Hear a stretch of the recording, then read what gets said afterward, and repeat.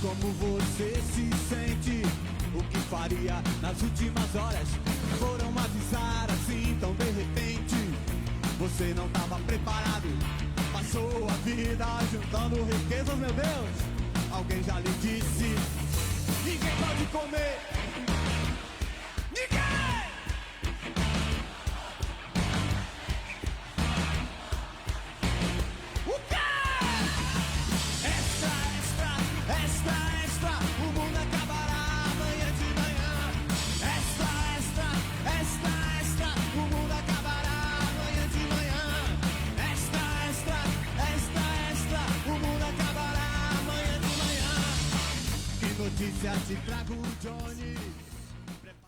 Muito boa noite! Está começando mais um JuliCast Verdades. Seja bem-vindo aqui na Rádio Aliança 87.5 FM.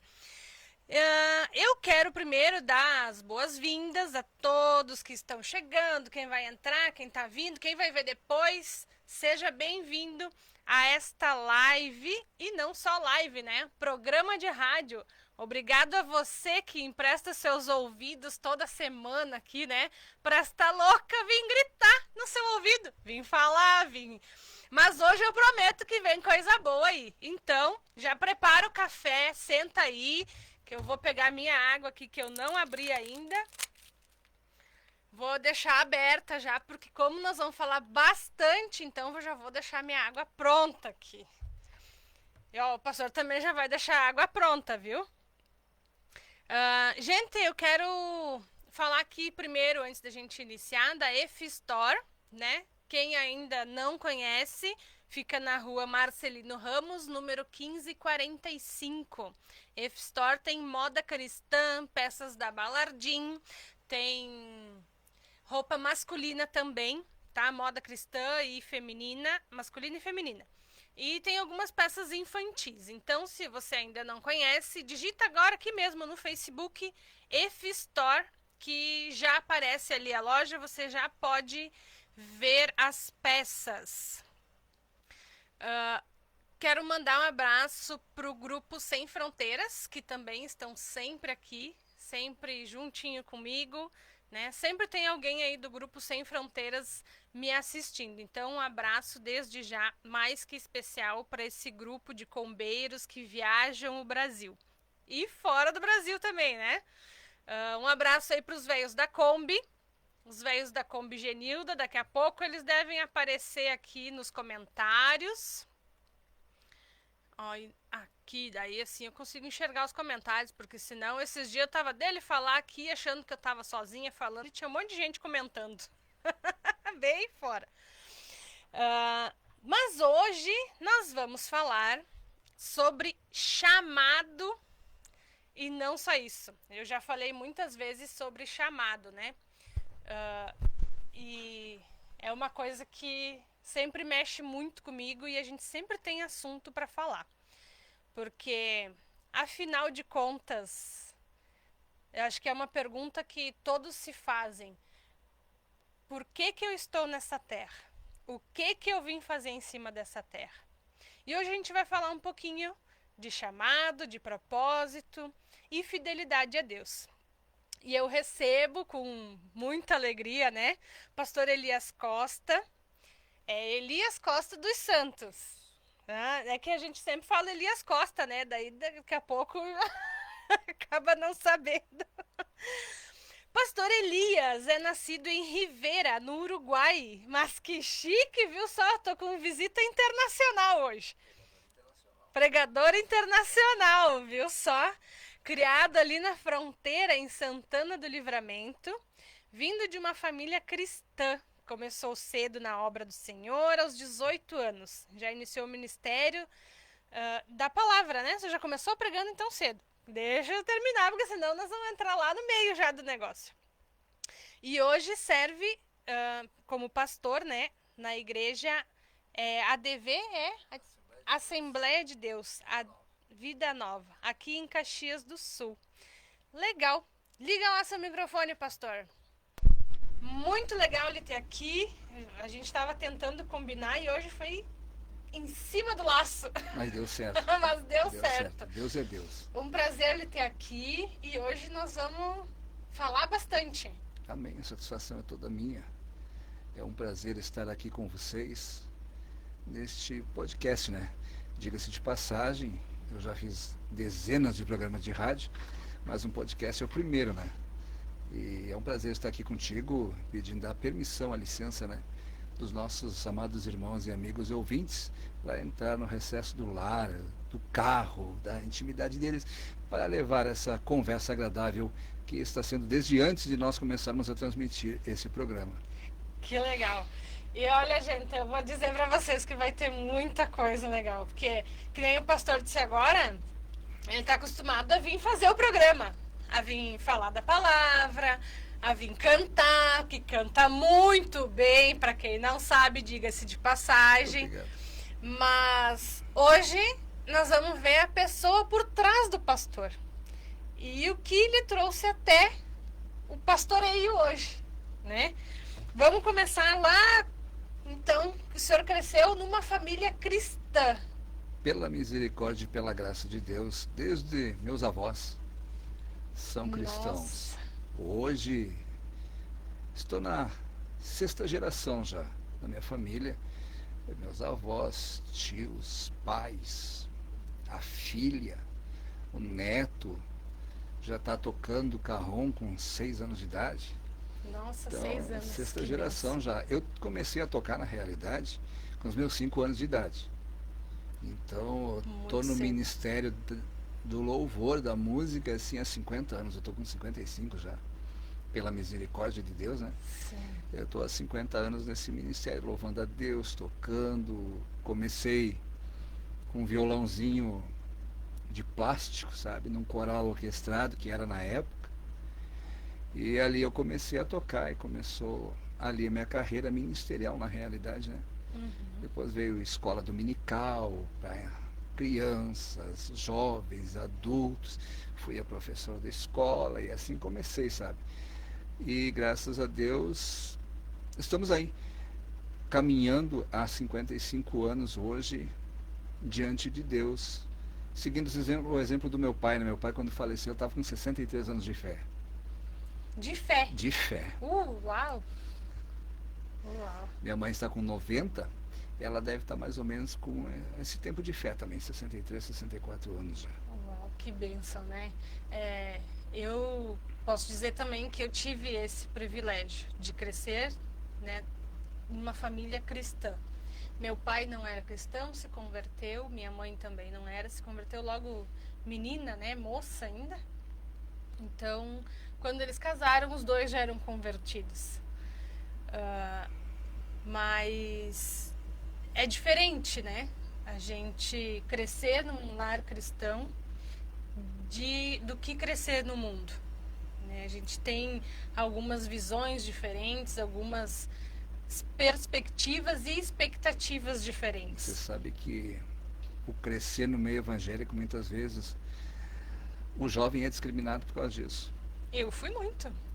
Sabe que ele é desvalorizado, porque valoriza aquele isto, aquilo outro, botam para pregar, botam para tocar, botam para cantar. E aquele jovem que cresceu na igreja, que nunca desviou-se, nunca saiu fora dos caminhos do Senhor, aquele ali não é valorizado. Que na realidade deveria ser mais valorizado que aqueles que vêm de fora. Meu pensamento pastoral é isso. Nós temos muita gente hoje fora dos caminhos do Senhor que se criaram dentro da igreja. Por quê? Porque não foram valorizados. Aí aquela pessoa que muitas vezes saiu, aconteceu lá fora, teve experiências negativas lá fora, aí ele volta com um currículo negativo, só que aquele currículo negativo dele serve como estribo. E as pessoas vão deixando aquele que está ali de lado, os pastores vão deixando aquele ali de lado, e aquele ali vai se frustrando, se machucando, se afastando. Quando ele vê, o pastor perdeu ele por detalhes, sabe? E eu conheço muitas pessoas que na minha época de jovens hoje não querem saber mais igreja, por causa exatamente disso aí. Eu tive essa discriminação não dentro da igreja, mas tive na escola. Né? Então, na escola eu tive muito isso. Só que quando a gente cresce, né, no meio cristão, eu não sei, a gente sempre, eu já sentia, né, que a gente tinha algo a mais, tem algo a mais para fazer, tem um chamado, esse sentimento de ter um chamado, de ter um propósito da tua vida, né? E a gente às vezes cresce em busca disso. É verdade. Né? A gente vem em busca disso. E como que foi, né? Para o senhor sempre sentiu esse chamado ministerial, tanto para o louvor quanto para o pastorado, porque às vezes acontece naturalmente. Né? A gente está ali, está envolvido e quando vê, está tudo acontecendo. Mas lá no seu íntimo hoje, né? Pensando lá atrás, o senhor vê que tinha esse chamado? Com certeza, só que pastoral, eu te dizia assim, ó, eu não queria ser pastor. A maioria não quer. Eu não queria. O máximo que eu queria chegar era evangelista. Porque eu tenho na minha família hoje um total de 10 pastores, incluindo aqueles que já foram recolhidos. E eu praticamente, meu tio, pastor Nelson em Livramento, ele foi meu pastor desde a minha infância, né? E eu vi o quanto ele sofria, o quanto ele chorava. Eu, muitas vezes, na minha juventude, eu passei vigílias, naquela época a vigília era diferente. Tu dobrava o joelho às 11, tu levantava às 7 da manhã, o joelho dali do chão, né? E orando, ele chorando, ele clamando e pedindo a Deus socorro dos céus. E muitas vezes ninguém ajudava ele, era eu e ele, e talvez mais um ou dois numa vigília. Muitas vezes era só nós, sabe? E alguma coisa começou a ferver dentro do coração, sabe? Mas eu dizia para minha mãe, inclusive, muitas vezes eu disse, tu me chama de louco o dia que eu for pastor. E olha aí. É uma vida de sacrifícios, né? É uma vida de renúncia, uma vida de sacrifício. É uma vida bem sofrida. Porque você já ser sobrinho de pastor é um problema que você é cobrado demais. Filho de pastor, parente de pastor, porque as pessoas te têm como inerrante. E no momento que tu desliza, uma igreja toda vem para cima de ti, apontando o dedo, ó, nem parece sobrinho do pastor, ó, nem parece filho do pastor, não parece esposa do pastor, parece que as pessoas que assumem um ministério são inerrantes, e nós somos seres humanos, gente. Nós erramos, muitas vezes acabamos errando sem querer, involuntariamente a gente acaba errando, e as pessoas vêm para cima assim, ó, para te destruir. Não é diferente hoje daquela época. Hoje ainda tem a internet, sabe? Tem sites que detonam a vida da pessoa que erra, sendo que Jesus não veio para isso, Jesus veio para levantar, né? Jesus veio para buscar e salvar aquele que está errado, aquele que está perdido, e não expor os seus erros, sabe, para a mídia, porque a pessoa nunca mais levanta. Tu destrói a vida de uma pessoa. Às vezes eu olho alguns vídeos assim e fico pensando, e no dia do juízo, quem vai dar conta disso aí? Sabe que essa semana retrasada eu estava ouvindo uma mensagem e uma coisa que a gente sempre escuta, mas não presta atenção, dá para dizer, né? A mesma severidade que a gente julga, a gente vai ser julgado. Com a mesma medida que medir, eles também vão te medir novamente, né? Então, e eu procuro, né, em todas as minhas ações, ser o mais correta possível. E a injustiça me frustra bastante, né? Só que isso quando a gente olha para essa palavra e diz, assim, muitas vezes, mas eu não faria assim, não pode ser assim, né? Automaticamente, involuntariamente, a gente está julgando. Então eu estou julgando com uma severidade que daqui a pouco depois eu vou ser julgada assim. Com certeza. Porque tudo que a gente semeia, a gente colhe. E não é na vida futura, é nessa vida aqui mesmo. É nessa vida. A gente colhe rapidinho. Mas é com certeza, porque a vida aqui é um vapor, né? É rapidinho. Na sua infância, como que era ali a participação na igreja? Desde criança já? Mas era difícil. Adolescência. Eu nasci na época de 70, então a rigidez na igreja era extrema. Para a gente poder começar a tocar, principalmente a pregar, Porque naquela época não era mole, não. Tu tinha que viver uma vida regrada. E se tu fosse aprovado, tu começava. Tu tinha que ter alguém assim te apoiando o tempo todo, sabe? Porque ser pastor naquela época, para ser consagrado a pastor naquela época, assim, era um milagre antes dos 60. Nossa. Era rígida a situação. Só que eu vejo por outro ângulo também, eles não estavam errados. Estavam começando um trabalho dentro do Brasil. E um trabalho pentecostal. Hoje nós temos, por exemplo, mais de 10 mil apóstolos dentro do Brasil. Só dentro do Brasil. E eu não julgo pela quantidade agora, eu julgo pela qualidade, sabe? Isso depois nós vamos tocar. Eu vou deixar um pouquinho mais para frente. Eu vou respeitar o script do programa. Ah, mas não tem problema, que coisa depois a gente pula. Então, mas eu cresci, né? Já muita gente, quem me acompanha sabe que eu falei, várias vezes eu falei, eu cresci na Quadrangular, né?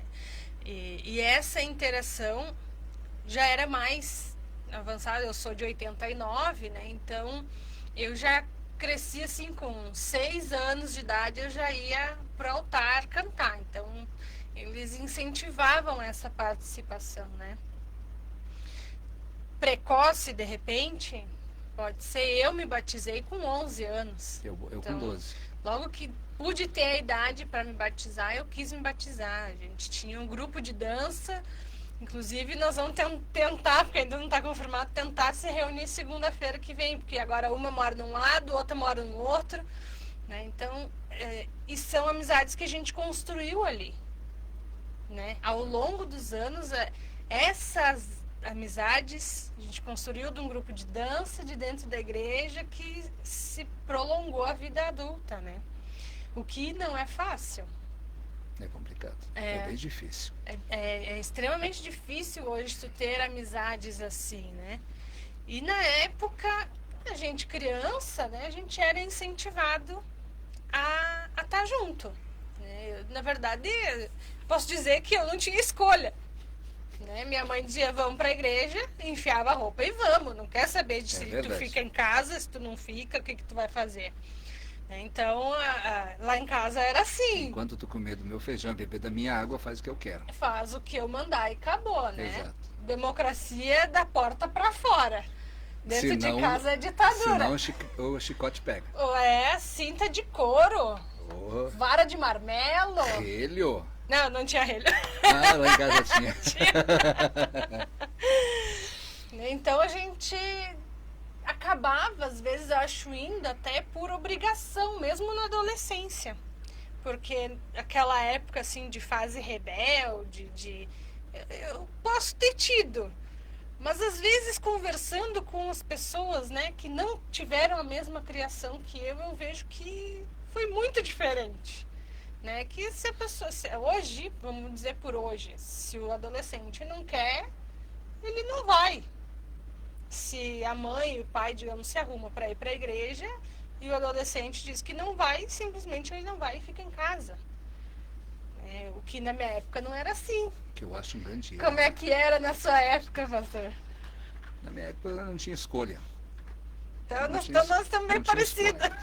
Porque naquela época quem governava o país era regime militar. Até 85 foi regime militar. E aquilo refletiu muito dentro de casa. Manda quem pode, obedece quem tem juízo. Acabou a história por aí. E o orgulho dos pais era ver os filhos dentro da igreja. Sempre foi. Eu tive a minha época de rebelião também, sabe? E quem teve sempre do meu lado, muitas vezes do meu lado, foi meu pastor. Ele me acolheu muitas vezes, sofrendo, chorando, gemendo, muitas vezes não entendido pelos pais. Eu viajava muito com ele era pastor presidente da convenção da União naquela época. Nossa. E eu viajava muito com ele. Então naquelas viagens a gente conversava, a gente dialogava, a gente chorava. Na época da fita, lembra? A gente botava no rádio ali e muitas vezes a gente sentia a presença de Deus, era renovado no Espírito Santo nas viagens. Assim. Deus trabalhou muito naquela época comigo, nessa fase difícil, porque amparo legal de pai eu nunca tive. Meu pai nunca me ensinou a tocar uma nota no violão. Quando eu assumi o violão elétrico, que era ele que tocava com 11 anos, nossa, foi difícil voltar para dentro de casa depois, sabe? Porque o violão é meu, porque não tá. E aquele negócio era assim, sabe? Onde se viu um guri que tem 11 anos, o dirigente do coral tirou o violão de mim e dá para ele, e me dá um violão normal para mim. E para ele foi um problema isso aí, sabe? Ele tinha uma coleção de livros, então aqueles livros ninguém pegava, eu não pegava de jeito nenhum. Então eu tive que sempre me virar com meus próprios esforços, sabe? Então Deus tinha uma chamada, Deus tinha um plano na minha vida desde a época que, como disse para Jeremias, né, desde antes do teu nascimento, senão não tinha sobrevivido. Não tinha sobrevivido. A igreja muitas vezes ela te impulsionava, mas muitas vezes ela te matava, sabe? E naquela época eram usos e costumes muito fortes, então tudo isso aí muitas vezes afastou muita gente de dentro da igreja. Mas naquela época também eu vi pessoas da cadeira de roda levantar, então eu vi cegos verem, eu vi milagres acontecer, pessoas com a coluna em S saírem curadas, sabe? Eu vi paralítico andar. Então hoje coisas que não estão acontecendo mais hoje dentro de muitas igrejas, dentro e fora do Brasil. A igreja perdeu o rumo. Já que nós entramos nesse assunto, eu estava no Uruguai há poucos dias e eu perguntei para Jesus, foi uma das piores viagens que eu fiz, porque a minha mãe me disse assim, ó, tu me leva lá para ver meus irmãos, porque eu quero me despedir. E aí foi uma viagem difícil. E chegou no Livramento, que a gente tem casa lá, eu perguntei para Jesus assim, o que tu quer comigo aqui? Por que tu me trouxe nesse lugar? E ele falou comigo, eu te trouxe aqui para falar contigo, então, tô aqui, né? Fala. E ele me disse assim, a minha igreja no Brasil está sofrendo porque perdeu a visão de reino. E realmente, nós estamos preocupados em construir templos suntuosos. Só que o reino de Deus não é templo construído por mão humana. O reino de Deus é eu e você e todos aqueles que estão nos ouvindo e aqueles que não estão nos ouvindo também. Que o evangelho hoje, dentro do estado do Rio Grande do Sul, faltam 88 cidades para ser alcançada ainda. Nossa, é muito cidade. E aí a gente está brigando por cargo dentro de uma igreja. Estão se matando por cargo dentro de uma igreja. A pergunta para eles se eles querem ir lá. É verdade. Você sabe que a minha filha está iniciando no louvor, né? A mais velha. Então ela não está ainda nos domingos e adolescente, tem 15 anos. Então às vezes eu vou lá e pum, o celular da mão. E passo o pente fino, né? E conforme o que eu vejo, eu olho para ela e digo, isso aqui não é coisa de quem vai lá no altar cantar. É muito sério estar lá na frente, né? O louvor da igreja é muito visado. Verdade. Né? E não é porque tu vai estar lá para mostrar que a tua voz é bonita. Tu não pode ir com esse intuito. Assim como qualquer outro cargo dentro da igreja. Eu já fiz tudo que eu podia fazer dentro da igreja, acho que eu fiz. Eu só não fui pastora, mas o resto eu fui líder de jovens, então... Eu fiz tudo praticamente, tudo. Né? Mas assim a gente acaba deixando, às vezes, aquele cargo, aquele título, subir a cabeça e deixando o que realmente importa de lado. E é o que eu puxo muito ela, né? Nesse sentido. Tu não tá lá porque a tua voz é bonita. Tu tá lá, primeira coisa para adorar a Deus. Primeira coisa. A segunda coisa que tu vai estar lá, eu aprendi, né, que a gente tem que ser espelho. Tu tá lá, tu é espelho.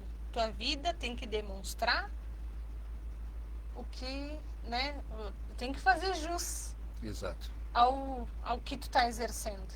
Tu tem que ser exemplo para estar lá em cima. Porque chega daqui a pouco um outro adolescente e vê postando algumas coisas que não estão de acordo, vê ouvindo músicas que não estão de acordo. há um contrapeso nisso, né? E eu sempre prezei muito por isso e é o que eu tento ensinar, né? E a gente vê que realmente se perdeu muito a igreja, se virou em placas, em arrecadação, em templos majestosos, porque tu tem que mostrar, muitas vezes, né? Vou mostrar entre aspas para quem está nos ouvindo, o tamanho da igreja, a força da igreja, da placa da igreja. Só que não é isso que vai nos levar para o céu. E realmente isso tem ficado perdido. Você sabe que década de 80, 90, até o ano 2000, o louvor era louvor. O louvor era para exaltação ao nome de Jesus, os compositores já faziam isso. Salvação de almas, libertação, cura. Hoje é para ganhar dinheiro. Um show. A tua visão é a correta. Esse tempo eu cheguei na cidade Esteio para pregar e um rapaz assumiu o púlpito. E ele disse: que prazer ter o pastor Elias aqui. Ele me ensinou que esse lugar aqui é santo. Tem uma turma, eu posso falar, Estamos aqui para falar a verdade. safados sem vergonha, ladrões.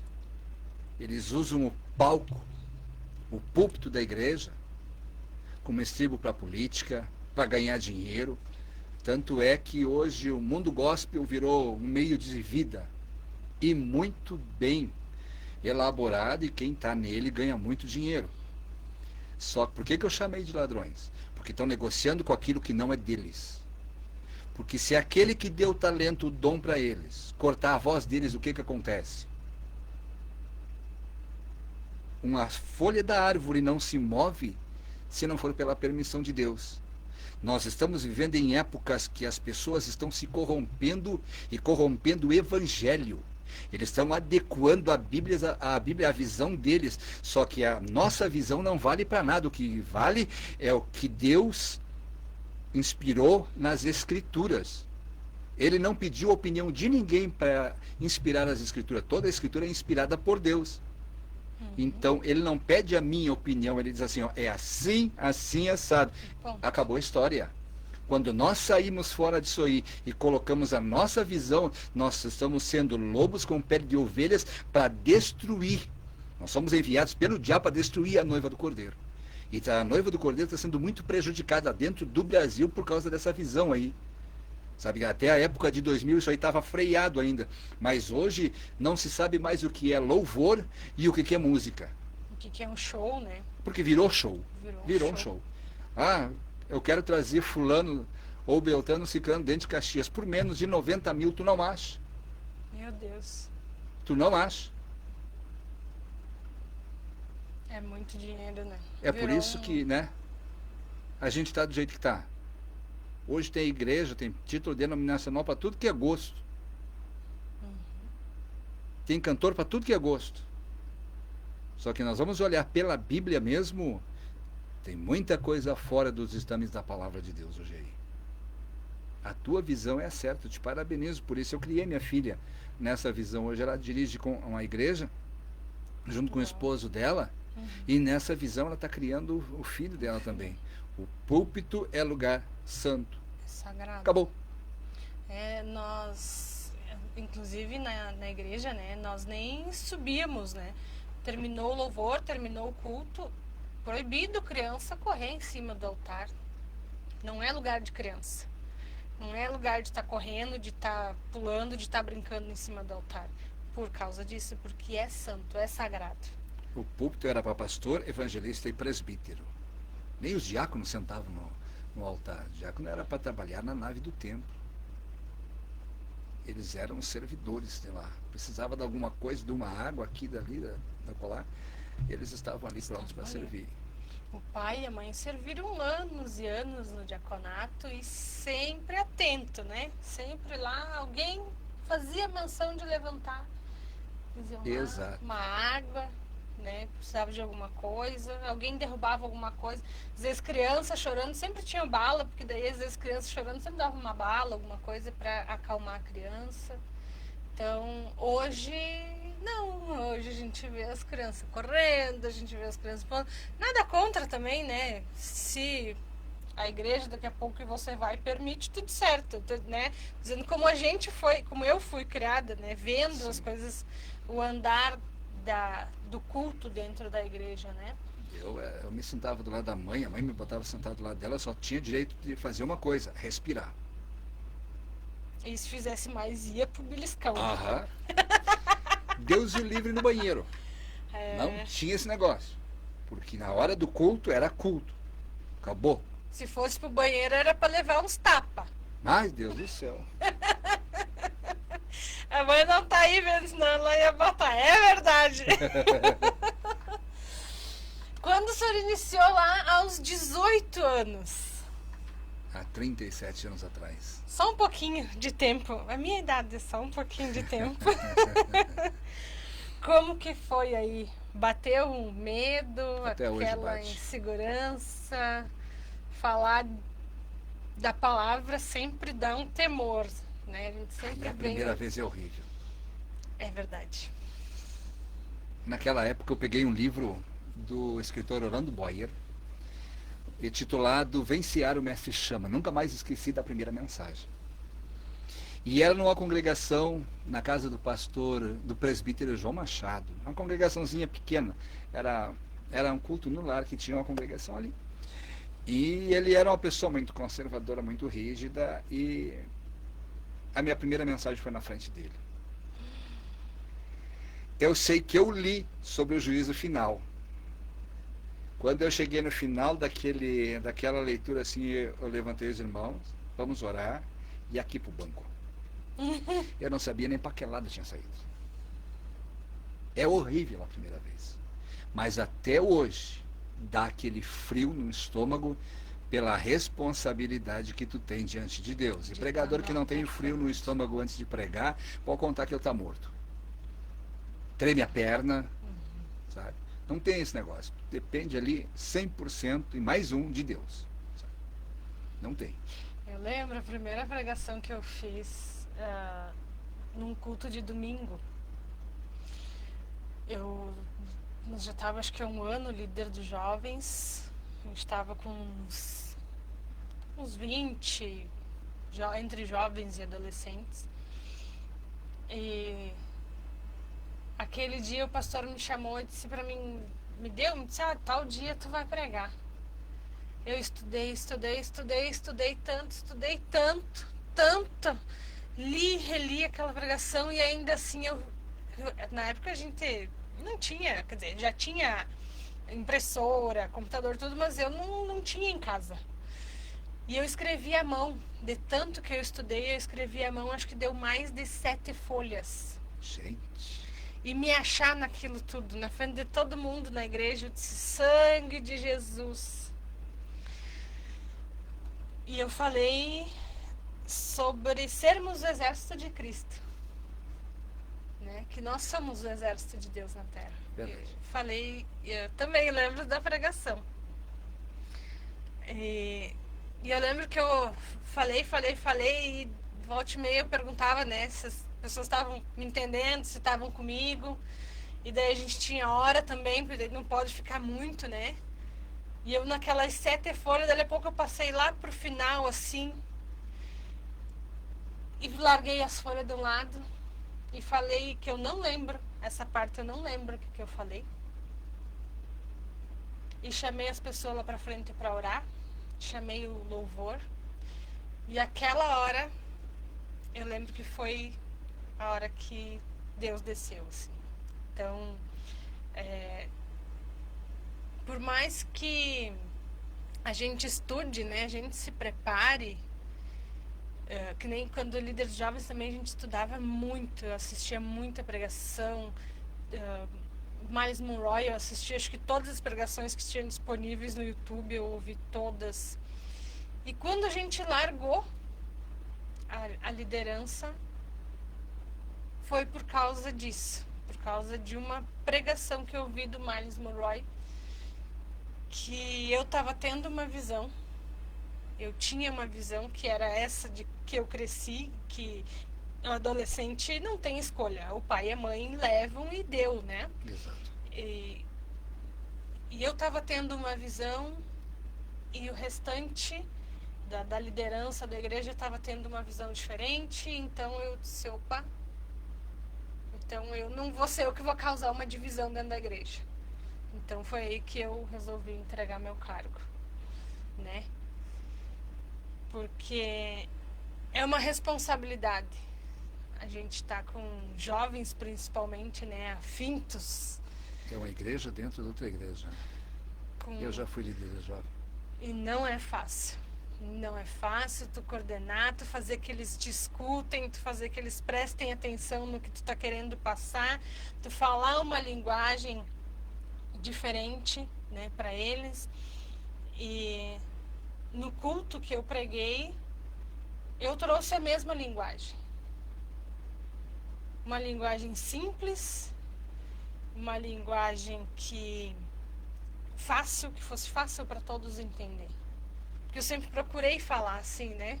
Porque às vezes é difícil, às vezes tu começa a pesquisar. Agora a gente tem internet, tem Google, é muito fácil, né? Muito mais fácil agora. Mas a gente começa a pesquisar. Eu tinha uma Bíblia, ainda tenho. Ela é grossa, sim. E ela tem, além da Bíblia em si, ela tem um estudo, né? Uma Bíblia de estudo. Então tu tinha que folhear aquilo lá de cima para baixo e de um lado para o outro para encontrar as referências que tu queria. Hoje não, a gente bota ali no Google, 2 palitos e tá pronto, né? Sabe que eu ainda faço isso? É bom. O aprendizado é maior. Acho o que contato com a Bíblia é muito gostoso. A folhar, né? Exato. Folhar a Bíblia tem um peso diferente. Exatamente. Tu tá ali, não é que não seja a palavra de Deus que está no Google, só que tem algo a mais. Tu pegando a Bíblia, buscando o conhecimento fisicamente, sabe? Eu sou do livro físico ainda, sabe? Não gosto muito do livro digital. Pastor, chamado é uma escolha ou uma renúncia? É renúncia. Não tem escolha. O que Paulo diz? Que nós somos servos. Servo é escravo. Ponto. Tu já me entendeu. Ponto. Tu não tem vontade própria, tu não tem escolha, ele te manda para onde ele quiser. Você tem que ir. Alguém pode discordar de mim, mas se Deus te mandar para a Índia e tu não for, tu vai pagar um preço caro. É melhor ir para lá e pagar um preço obedecendo a Deus do que ficar aqui e pagar um preço desobedecendo. Eu já vi muita gente, Deus colocar assim, ó, numa situação terrivelmente difícil por causa disso. Aí eu não vou por causa disso, daquilo outro. Exato, não vai? Então tá bom. Segura a bomba. Pior é que é bem assim. Que aí Deus te escolhe. Pô, muitos são chamados, né? Poucos escolhidos. Então quando Deus te escolhe, a tua vida sempre é mais difícil. Tudo é mais difícil para ti. Tudo é mais truncado. Porque existe uma batalha espiritual muito grande contra ti. Se não for Deus, nem viver tu vive aqui na terra. Porque o interesse do diabo é te destruir. Aí a gente vê muita coisa. Aí a gente entende muita coisa, né? Exatamente. Quando a gente escuta isso, a gente começa a entender muita coisa. O processo do escolhido, nossa, sangra as costas. Não é fácil. Sangra as costas. E nessa função, então, de renunciar, né, ser escolhido, que é um processo de renúncia, você veio parar em Caxias em 2017. 2017. Além do chamado, o que motivou a mudança? Trabalho. Eu sempre quis conhecer Caxias. Já tinha conhecido Uruguai, Argentina, Paraguai, sabe? Mas eu queria conhecer Caxias, que eu não conhecia a região serrana. Aí um dia Deus me trouxe para cá, eu vim pregar aqui no Ministério Hora Final, e Deus me trouxe para cá. Recebi uma proposta e vim, porque eu sou pastor, mas sempre gostei de trabalhar. Eu gosto de trabalhar, eu adoro trabalhar. Então eu prefiro trabalhar e Deus me abençoar no meu trabalho, eu poder abençoar a obra do que tirar dela, entende? Uhum. Tanto é que quando eu vou pregar em igreja, eu não cobro nada. Uhum. Eu acho uma covardia cobrar da igreja. Agora, se o pastor dissesse assim, pastor, eu estou te dando uma oferta aqui para abençoar teu ministério, amém. Mas eu dizer assim, é tanto, Não. pode me chamar de desviado na cara, o dia que tu me vê fazer isso aí, sabe? Isso aí para mim é um estelionato, sabe? E eu vim para Caxias já fazem 8 para 9 anos que eu estou. 9 anos agora, dia 17 vai fazer. Eu estou aqui. E trabalhando na Renasa, sou corretor de imóveis e uma imobiliária cristã. E ali me sinto abençoado por Deus e consigo abençoar os irmãos que estão ali também trabalhando junto com a gente. Que legal. Corretor de imóveis, gente. Aí é assunto para outro podcast. Porque eu tenho muita curiosidade sobre esse assunto. E é bom demais, é muito profundo. Eu tenho muita curiosidade. Eu gosto muito de...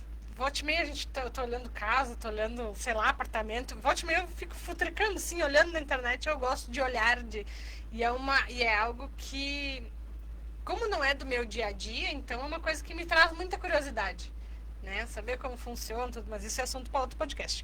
Senão nós vamos começar. Olha, nós não vamos conseguir terminar. Não, já é 10 para as 8.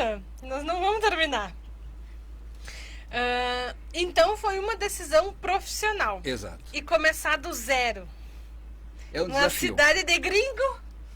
Oh, É desafio dobrado. você não sabe, você não tem noção do que eu enfrentei. Não questão de pregar o evangelho, mas profissionalmente uma cidade de Caxias é uma cidade muito restrita.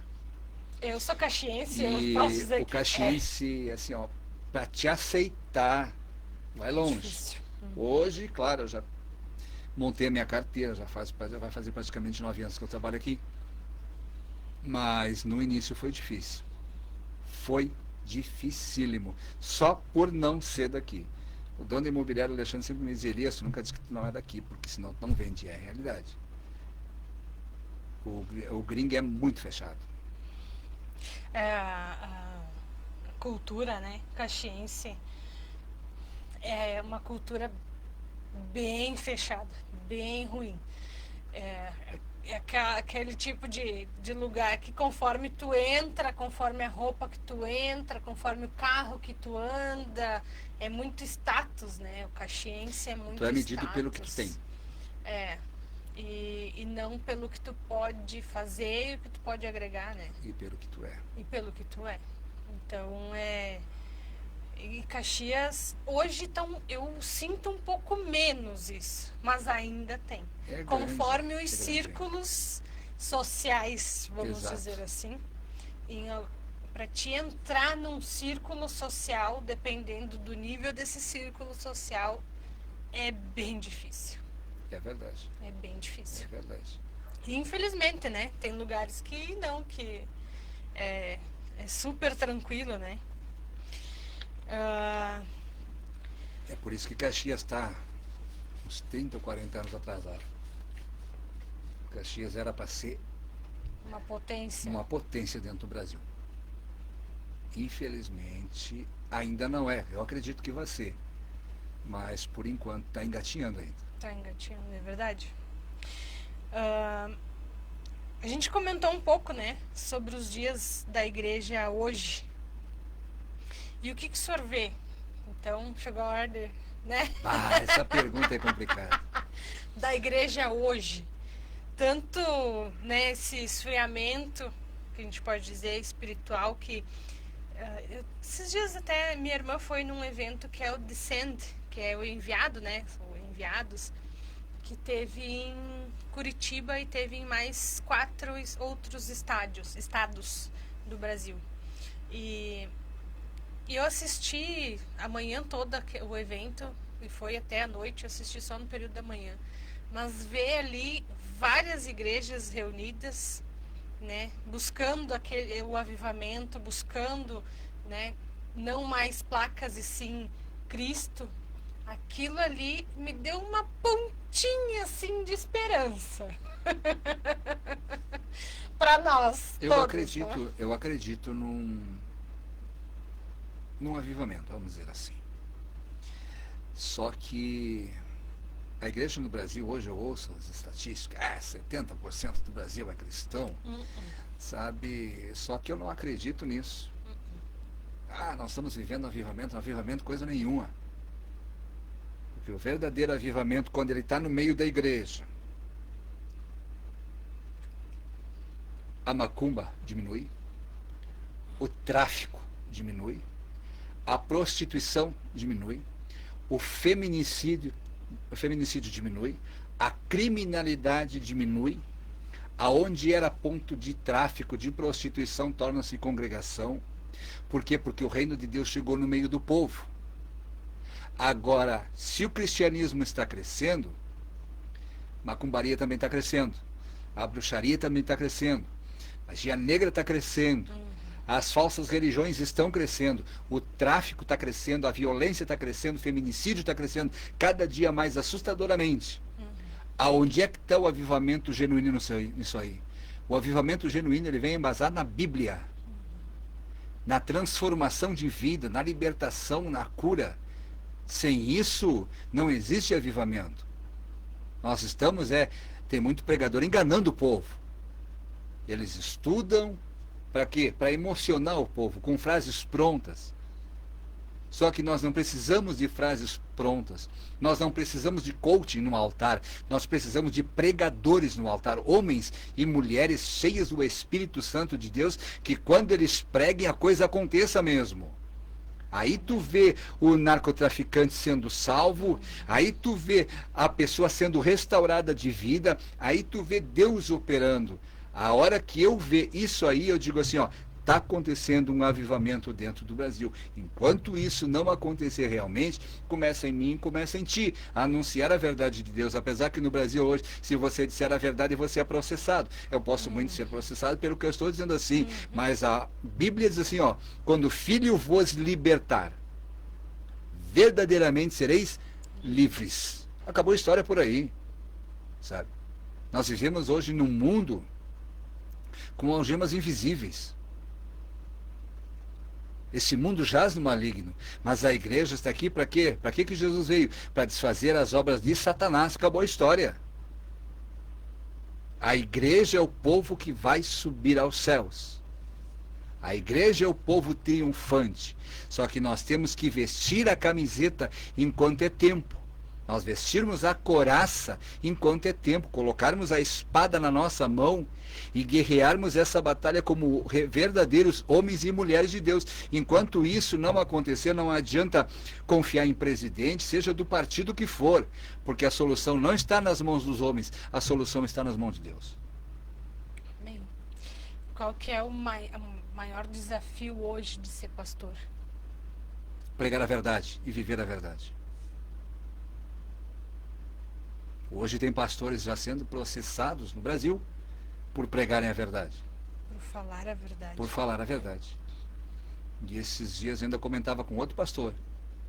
Tem que preparar um lugar para nós. Porque se é para ser processado e para morrer pelo Evangelho, vamos morrer pelo Evangelho. Está chegando o dia, não só dentro do Brasil, que ou vai ou racha. E Deus vai fazer essa seleção no Brasil. É por isso que está esse aperto no meio da igreja. Porque outra vez vereis a diferença entre aquele que serve a Deus e o que não serve. Eu já vi essa diferença no passado. Quando um crente ia na rua, alguém dizia assim, lá vai um Bíblia na mão. Lá vai um fiasquento na mão. E aquilo era honra para aquele crente, sabe? Ele era reconhecido como cristão. Hoje, já não se sabe mais qual é a diferença. Tanto no modo de pensar, como no modo de agir, como no modo de falar, como no modo de vestir. A coisa está tudo a mesma coisa. Só que, por quê? Porque não existe transformação. A transformação é de dentro para fora. Deus não está preocupado com o teu exterior, Ele está preocupado com o teu interior. Porque o teu interior reflete aquilo que está no teu exterior. Sabe? Ou o teu exterior reflete aquilo que é o teu interior. Isso é transformação.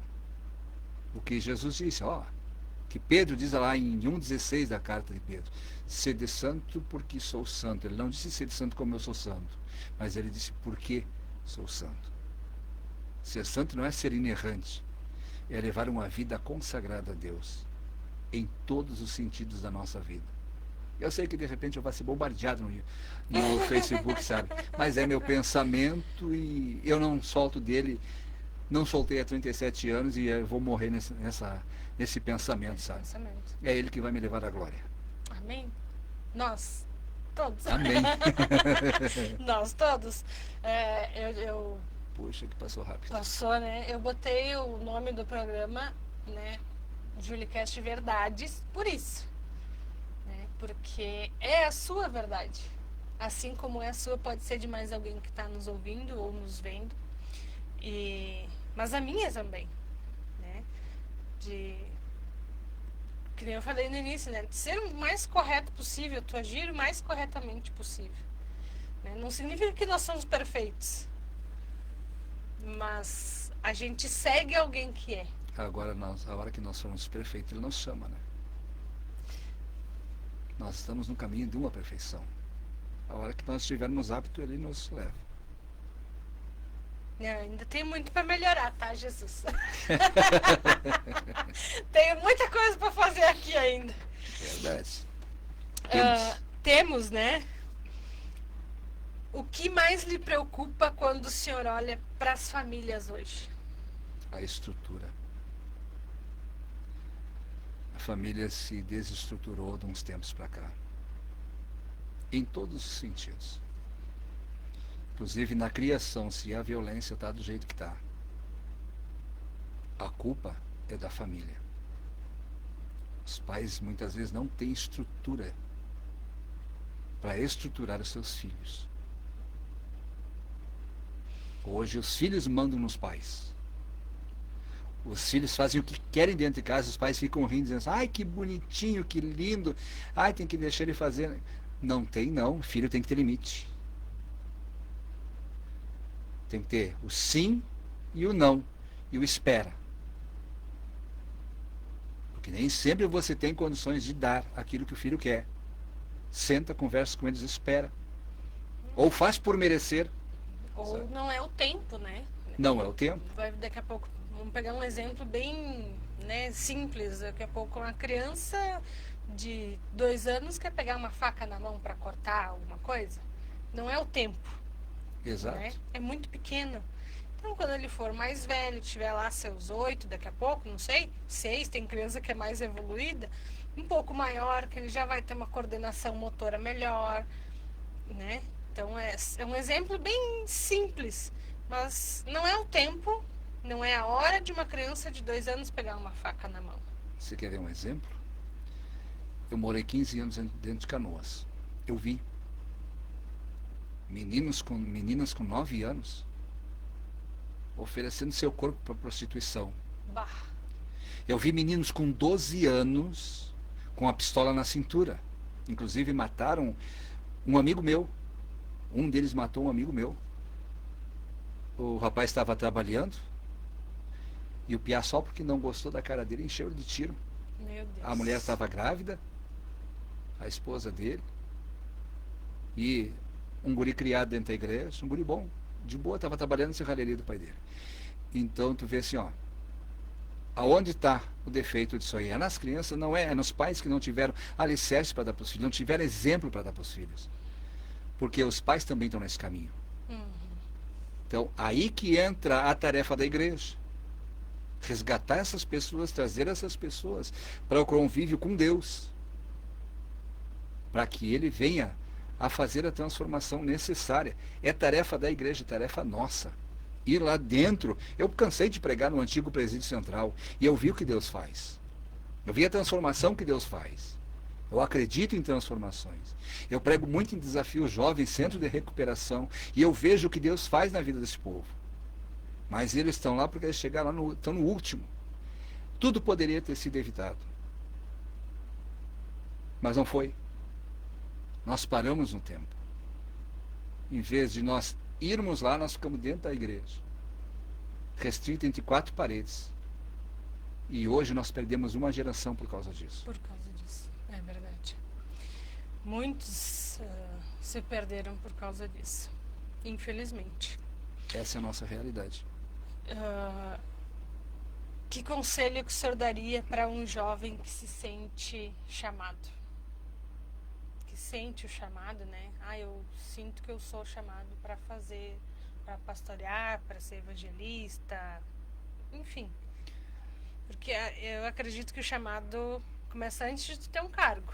Com certeza. Tu faz tudo antes de tu ter um cargo, né? Aquele cargo, entre aspas, vem naturalmente depois. Eu não era diácono, já estava pregando. O conselho seria, e é, orar, buscar a preparação da palavra, estudar, porque Deus não usa ninguém que não tenha intimidade com Ele. E um grande desafio nesse pleno século XXI é se manter na palavra de Deus. A internet está aí, as facilidades estão aí, os desafios estão aí, principalmente para os jovens. Deus é a única solução. Buscai o Senhor enquanto se pode achar. Foi o que disse Isaías. Invocai-o enquanto está perto. Viver uma vida de consagração na presença de Deus, viver uma vida de renúncia na presença de Deus. Pastor, vai custar caro? Vai custar caro sim. Vai chegar a hora que você vai gritar dentro do teu quarto por socorro de tanta batalha espiritual. Mas o que importa é que Deus está contigo. E no momento que Ele vai precisar de ti, vai te usar, você está pronto. Não adianta eu dar um carro para quem não é habilitado. É a mesma coisa que o ministério. Deus pode ter a chamada na pessoa, mas se a pessoa não estiver preparada, Ele não vai usar nunca. E se ela sair dali, porque muita gente já saiu dali de uma igreja dizendo assim, eu sou chamado para ser pastor. Meu pastor não me dá oportunidade. Eu vou abrir um ministério para mim. É rebelde. Ele não esperou a hora certa. E aí depois vai lá, abre o ministério e quebra a cara. Porque muitas pessoas vão segui-lo. E muitas pessoas vão se perder por causa daquele mau obreiro que ele não teve início, ele não teve base. Aí quando chega as lutas, chega as aflições, ele corre. Por que tem muito pastor hoje indo para a cadeia? Por estupro, por roubo. Lá atrás eles não tiveram alicerce. Foi tudo antecipado. E agora está aí na mídia. Vai se levantar quando? Quem sabe Deus um dia se levante. Espero que se levante. Mas possivelmente nunca mais levante. Não é porque não tenha perdão, é porque o homem não perdoa. Deus perdoa no momento que tu te arrepende. Agora, depois que vai para a mídia, cai na boca do povo, o homem não esquece mais. O ser humano é ruim de natureza, sabe? Eu conheço muitas pessoas que conseguiram se reerguer de situações terríveis, mas pagaram um preço muito caro e ainda hoje pagam. Porque o ser humano olha assim, ele olha o passado, ele acusa o passado. Quem é aquele lá para estar lá em cima lá? Se lá no passado ele fez isso, isso e isso. Agora, quem somos nós para julgar? É que nem eu disse, né? A gente esquece que a mesma severidade que a gente julga o outro, a gente vai ser julgado. Eu tiro uma farpa que tem do teu olho, mas tem uma trava no meu. Às vezes eu não cometi o erro que o pastor cometeu, lá que o pregador cometeu, que a irmã cometeu. Mas eu estou julgando, é pior ainda.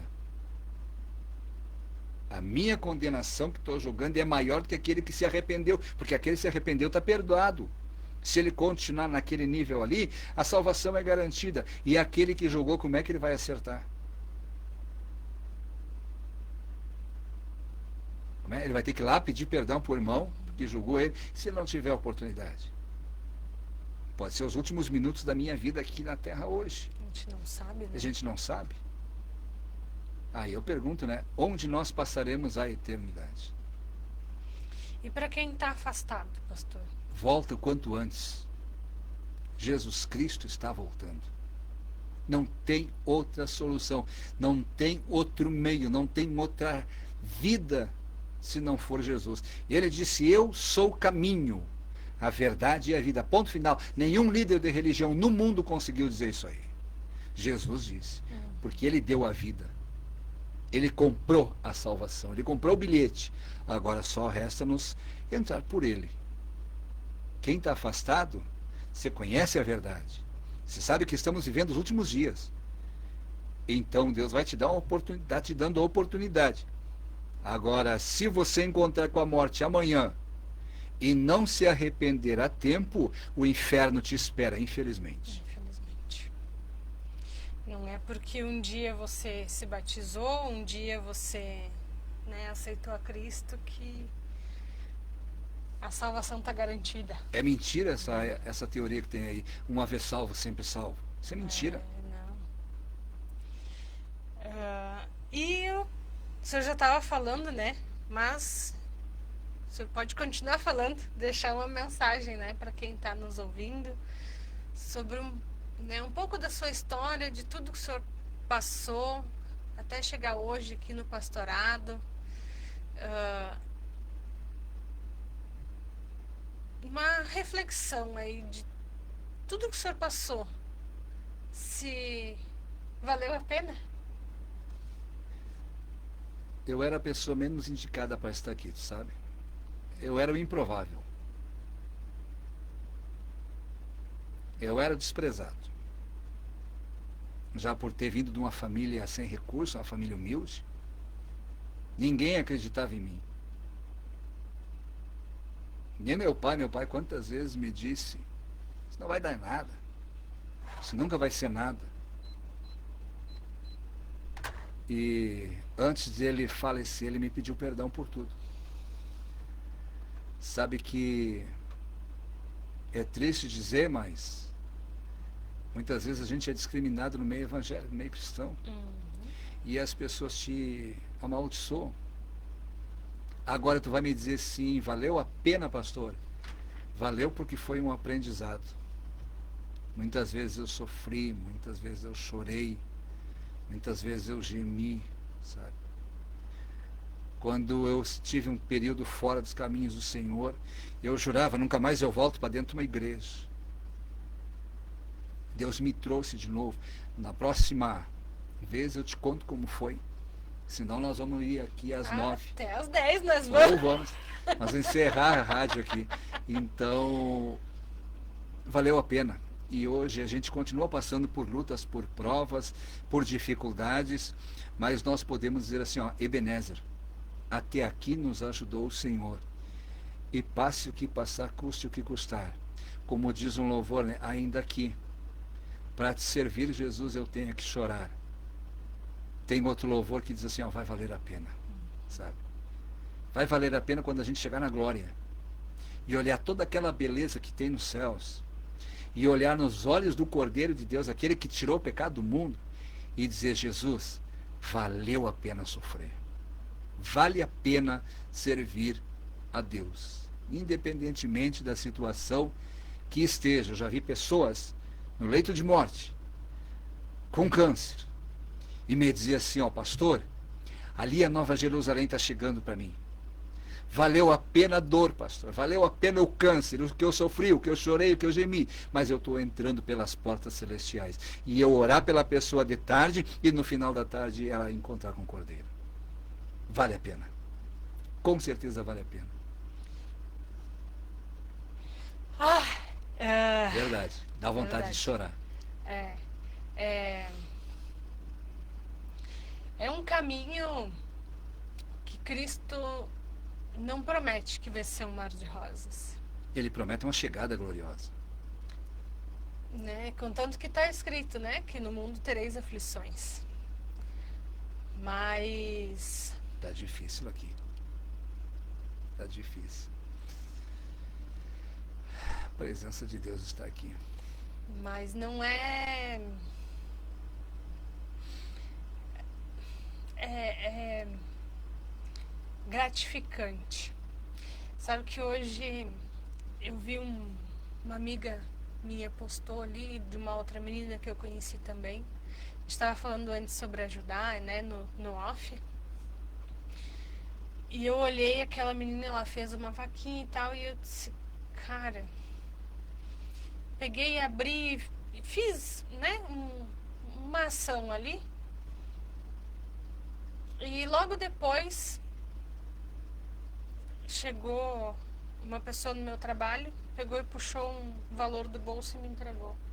Assim, ó, não sei o que é isso. O serviço que tu fez mês passado aqui no fim do mês e tal, tá aqui. Era 4 vezes o valor que eu doei, entre aspas. Eu disse, Jesus, eu não estava esperando. Então, para ver que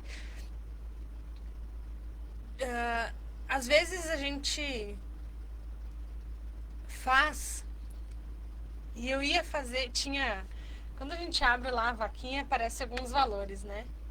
E daí apareceu um valor, no segundo valor eu cliquei no segundo, tentei fazer, deu erro. Tentei de novo, deu erro de novo. Aí eu disse, bom, aí fechei, abri tudo de novo. Aí peguei e fui no primeiro valor, que era um valor menor. Daí eu parei assim, disse, não, mas Deus mandou eu dar esse aqui. E eu vou dar esse aqui. E logo depois, aconteceu aquilo da pessoa chegar e me entregar aquele valor, e eu olhei assim, eu disse, é coisas que só Deus para explicar. E assim como nós, né, a mãe agora tá me ouvindo, na nossa família a gente já viu muita coisa, já viu Deus fazer muita coisa dentro da nossa família, dentro de casa. Então, eu não tenho como não acreditar, como não crer. E por mais que às vezes seja difícil, a gente vê um amigo que tá melhor, passando na frente, que tá, sei lá, às vezes voando, né? E tu olha assim e diz, cara, mas minha vida tá aqui empacada ainda. Eu sei que eu posso, eu sei que eu tenho potencial, por que eu não consigo ir? E o que o senhor falou antes ali? Há uma guerra muito maior. Com certeza. Né? Pela vida dos chamados, dos escolhidos. Ai, Jesus, e eu quero lhe pedir para fazer uma oração, porque senão eu vou continuar falando, nós vamos até. Olha, eu tô aqui para isso. Não, amanhã é recém quinta-feira ainda. E daí, quando o senhor fizer a oração, quiser daqui a pouco, né, passar o endereço da igreja, se alguém quiser lhe visitar, né, quiser passar aí o contato daqui a pouco, enfim, o endereço, onde é que fica, e depois daí eu faço o encerramento aqui para nós. Que, para quem não chegou agora, né, dona Geni, que se atrasou, assista depois porque foi muito bom. A gente falou bastante coisa, foi muito bom. Um abraço aí pros velhos. Sabe que Deus se manifestou nesse lugar aqui. Amém. E eu tenho certeza que Ele operou muito na vida de quem estava ouvindo. Sabe? Na minha vida, na tua. Porque eu acredito no operar de Deus e que Deus nos trouxe aqui com um propósito. E eu tenho certeza de uma coisa, que esse propósito já estava definido na glória. Amém. Então eu tenho certeza do que Deus vai fazer e vai continuar a fazer na vida do seu povo. Eu creio num despertamento para a cidade de Caxias. Então, vivemos os últimos dias, com certeza. E nesses dias Deus vai derramar do seu povo sobre a sua igreja aquele que está fora vai voltar para a igreja do Senhor. Eu trabalho ali junto com a pastora Aline, nossa pastora presidente. A nossa sede fica ali na rua dos Apicultores 468, no bairro Belo Horizonte. Eu também, a igreja que minha filha atende fica ali no Planalto, na frente da minha casa, na rua Basílio 11, 305. Ali nós temos culto quinta e domingo, quinta às 20 horas, domingo às 19h30. E na sede tem culto que é regional na terça-feira, que é culto de ensinamento. Mas temos culto na quinta, temos no sábado, temos no domingo. Então a gente não para nunca, né?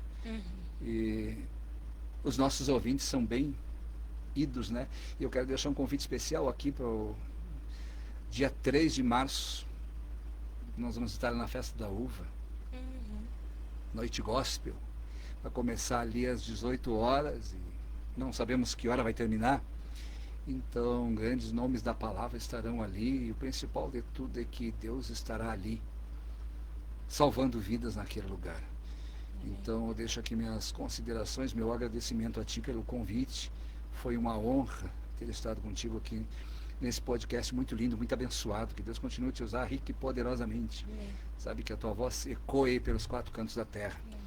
E que a gente possa se regozijar com os resultados desse podcast. E precisar, só pedir, só chamar, só gritar. Nós temos outro para fazer já agora. já vou deixar agendado, eu acho. E vamos orar. Eu não sei quantas necessidades tem do outro lado, né? Mas eu também tenho, você também tem, e Deus é Deus que vai nos dar vitória em nome de seu Filho Jesus. Oramos. Soberano Deus, Criador dos céus e da terra, nós adoramos, bendizemos, louvamos e glorificamos o teu santo e poderoso nome. Pois digno é o Senhor de todo louvor, de toda honra, de toda glória pelos séculos dos séculos. Eu te peço, Senhor, o teu encontro com cada vida, com cada irmão, cada irmã, cada amigo e amiga que estão nos ouvindo, Pai.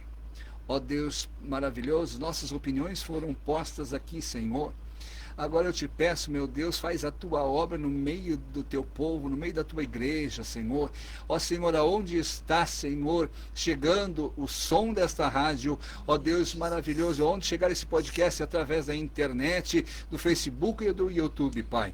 Eu te peço a tua bênção, a tua salvação de almas, ó Deus maravilhoso, e a tua bênção sobre os teus e aqueles que te aceitarem, Pai. Eu te peço, fica conosco, hoje, agora e sempre, em nome do Senhor Jesus. Amém, amém, Senhor Jesus.